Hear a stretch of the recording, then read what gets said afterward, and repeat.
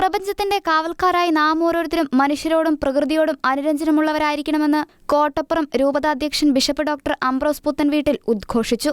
കരുണ കാണിച്ചുകൊണ്ട് സ്നേഹത്തിന്റെ വക്താക്കളാകണം. പ്രായമായവരെയും രോഗികളെയും ആരുമില്ലാത്തവരെയും ചേർത്ത് പിടിക്കണം. പ്രത്യാശയോടെ മുന്നോട്ടു പോകണം. അനുതാപം തിരിഞ്ഞു നോക്കാനുള്ള അവസരമാണെന്നും തിരിച്ചുവരുന്നവന്റെ ചിന്ത അനുരഞ്ജനത്തിന്റേതാണെന്നും കൂട്ടിച്ചേർത്തു.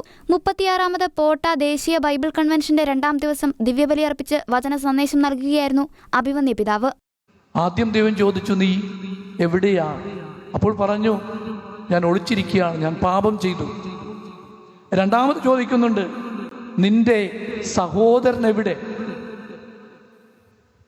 കായേനോട് ചോദിക്കുന്ന ചോദ്യത്തിന് അവൻ കൊടുക്കുന്ന മറുപടി എല്ലാ മനുഷ്യരും പറയുന്ന മറുപടിയാണ്, ഞാനാണോ എൻ്റെ സഹോദരൻ്റെ കാവൽക്കാരൻ?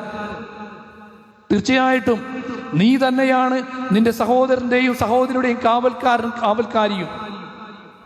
സഹോദരൻ്റെയും സഹോദരിയുടെയും മാത്രമല്ല, ഈ പ്രപഞ്ചത്തിൻ്റെ മുഴുവൻ കാവൽക്കാരാണ് നമ്മൾ ഓരോരുത്തരും. ഫ്രാൻസിസ് പാപ്പ ലൗദാത്തോ സിയിലൂടെ പറഞ്ഞുകൊണ്ടിരിക്കുന്നത് തന്നെയാണ്. ഇന്ന് ഒരു മരത്തിൻ്റെ നെറ്റിയിൽ നമ്മൾ ഒരു ആണി അടിക്കുകയാണെങ്കിൽ നാം ആ മരത്തിനോട് പറയുകയാണ്, നിന്നെ ഞാൻ കൊല്ലുകയാണ്, അല്ലെങ്കിൽ നിന്നെ ഞാൻ എന്നിൽ നിന്നും അകറ്റുകയാണെന്ന്. ഒരു മരത്തിനോടും മൃഗത്തിനോടും പക്ഷിയോടും മത്സ്യത്തിനോടും എല്ലാറ്റിനോടും ഒന്നു ചേർന്നുകൊണ്ട് പറയാൻ സാധിക്കണം, നിങ്ങളെല്ലാവരും എൻ്റേതാണെന്ന്. എല്ലാ മനുഷ്യരെയും ചേർത്ത് പിടിക്കുന്നത് പോലെ ഈ ലോകത്തിലുള്ള എല്ലാത്തിനോടും ചേർത്ത് പിടിക്കുമ്പോൾ നമുക്ക് പറയാൻ സാധിക്കും, ദൈവം നമ്മെ ഏൽപ്പിച്ച ദൗത്യം ഏറ്റെടുത്തുകൊണ്ട് പറയുകയാണ്, നിങ്ങളുടെ കൂടെ കാവൽക്കാരനായി കാവൽക്കാരിയായി ഞാനുണ്ട് എന്ന്. ഇതാണ് അനുരഞ്ജനം. ദൈവവുമായിട്ട് അനുരഞ്ജനപ്പെടുന്ന മനുഷ്യൻ മറ്റു മനുഷ്യരുമായിട്ട് അനുരഞ്ജിതരായിത്തീരണം. മറ്റു മനുഷ്യരായിട്ട് മാത്രമല്ല, ഈ പ്രകൃതിയോട് മുഴുവനുമായിട്ട് അനുരഞ്ജിതരായിത്തീരണം എന്നുള്ളത്.